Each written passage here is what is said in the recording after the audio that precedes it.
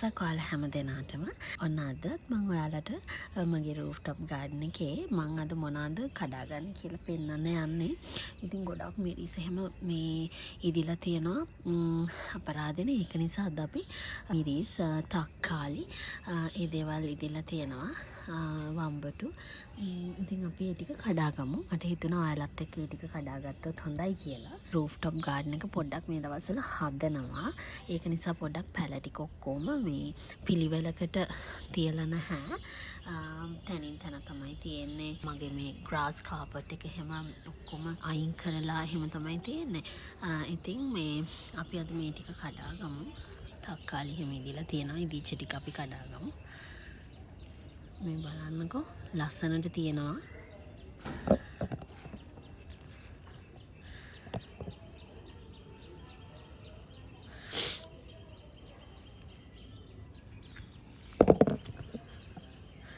ඇහෙනවා දාලට සද්දේ.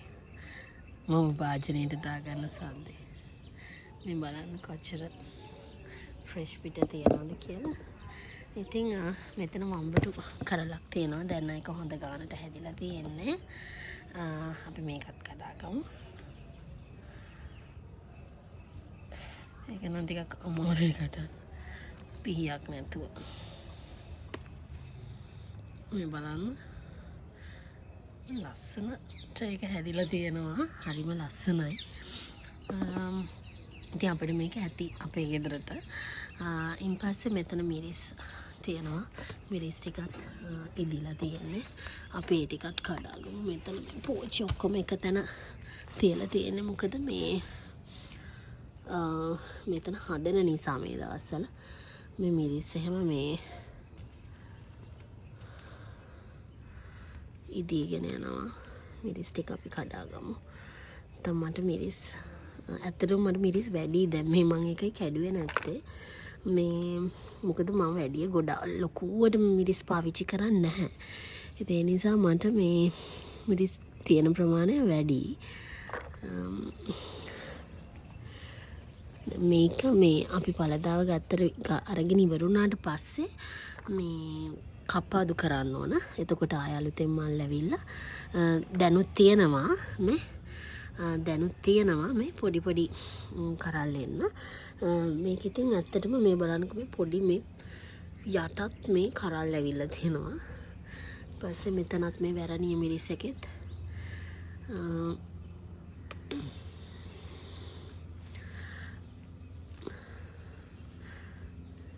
පේනවද මේගොල්ලන්ට මේකේ මේ බලන්නකො මේ කරලක දිග මේ එක පේනවද කොච්චර දිගයිද කියලා මේක කරලක්. ඉතින් මේ ඇත්තටම මේ වගේ එක ගහක් හදාගත්තත් ගෙදරකට ඇති. ඕගොල්ලොනුත් try කරන්න මේ විදිහට. ඕගොල්ලන්ට තියෙන පොඩි ඉඩ කඩේ හරි මේ විදිහට ඔයාලා ආස දෙයක් වවා ගන්න. මෙතන මාළු මිරිස් කරලකුත් තියෙනවා. ඒකත් කඩාගමු.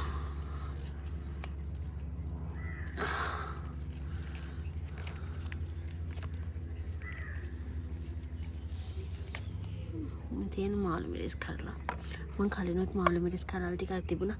මෙතන මේක මේ මං හිතන්නේ පොඩි මොකක්ද මේ මෙතනට පරවිය වෙනවා හරියට. පරවිය කාලා වෙන්නේ නැති මෙතන පොඩ්ඩක් හිල් කරලා තියෙනවා.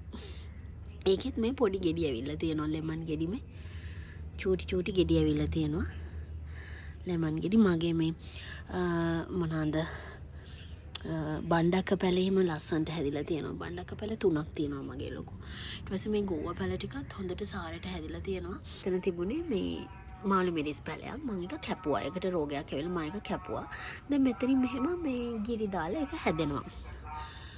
ඊට පස්සේ තව දැන් මෙතන තියෙනවා මගේ මෙතන නම් ගොඩාක් තියෙනවා. කොච්චි ටික නම් ඔක්කොම වගේ ඉදිලා තියෙන්නේ. මේ ටික කඩාගමු. දැන් මම මේ ටික කඩලා ඉවරුණාට පස්සේ කොච්චි ගස් ඔක්කොම ප්‍රූන් කරනවා. ප්‍රූන් කරනවා කියන්නේ කප්පාදු කරනවා. මේ තියෙන්නේ ලස්සනයි නේද? ලස්සනයි ඒ වගේම හරිම ආස හිතෙනවා. ඉතින් ඔයගලන්ට කඩෙන් මිරිස් එහෙම ගන්න අවශ්‍යම නැහැ. ඔයගලන්ට මේ ඇත්තටම මට නම් ගොඩක් වැඩි මේ තියෙන ඒවා. මේ මම ඉතින් දැන් අද අම්මලගේ ගෙදර යනවා. ඒගොල්ලන්ටත් දෙන්න ඕන. එයාලත් ආස වෙයි. කොච්චි ඉතින් ඉදුණා කියලා ඒක ප්‍රශ්නයක් නැහැ. පාවිච්චි කරන්න පුළුවන් නේ. මිනිස් කොච්චි වුණත් ඉතින් එහෙම ප්‍රශ්නයක් නෙමෙයි. මං ඇත්තටම මට වැඩි මං එකයි කැඩුවේ නැත්තේ මේ මොකද මට කලිනුත් කඩපුව තියෙන නිසා.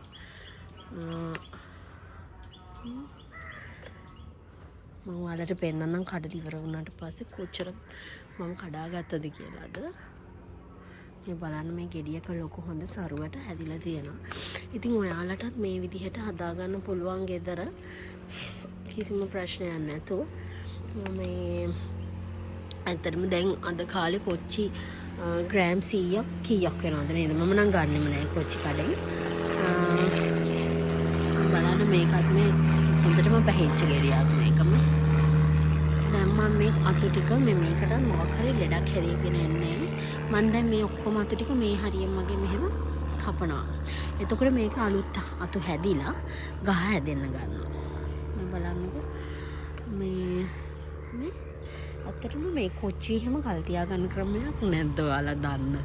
එහෙම දන්න එකක් තියෙනවා නම් මට පල්ලෙහෙන් කමෙන්ට් කරන්න. කොච්චි කොහොමද කල් තියාගන්නේ කියලා.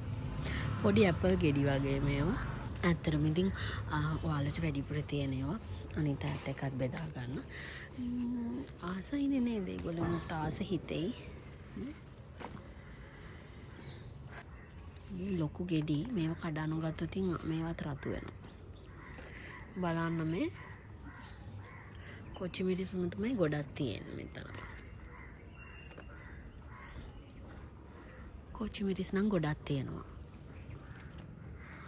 දැන් මම මේ ගස් නම් දැන් ප්‍රෝන් කරන්න ඕන. ප්‍රෝන් කරලා අවශ්‍ය පොහොර ටික දාලා මේ ගස්වල දැන් හොඳටම කනාටු වේගෙන යන්නේ.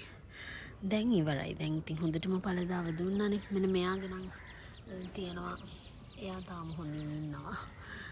එයාගේ නම් මල් ටිකක් තියෙනවා. අනිත් ඒවා ගස් ටික කොහොම කපාදු කරන්න ඕන. හරියට කපාදු කරලා අපි ඊළඟට බලමු ඊළඟ අස්වැන්න කොහොමද ගන්න කියලා. මෙතන තව ලොකු ගෙඩියක් තියෙනවා.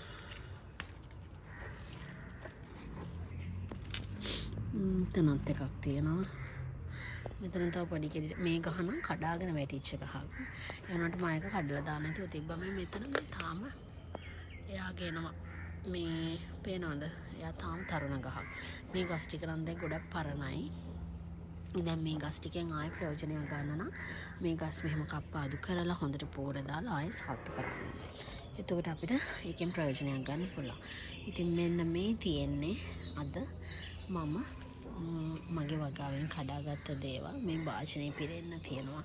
වම්බටු ගෙඩියක් තියෙනවා, තක්කාලි තියෙනවා, කොච්චි මිරිස් නේද? ගොඩාක් දේවල් තියෙනවා. තියෙන්නේ ලස්සනයි නේද? නිවිතිත් ගොඩක් හැදිලා තියෙනවා. ඒ වුණාට ඇත්තටම මට අද වැඩක් නැහැ නිවිති. ඒ නිසා මම අද කඩන්නේ නැහැ. මේකේ මේන මල් එහෙම කඩලා අයින් කරන්න. මොකද ඒවා වැඩක් නැහැ. ඒවා තිබ්බට පස්සේ ගහ හැදෙන්නේ නැහැ. ඒක නිසා ඒවා කඩලා අයින් කරන්න.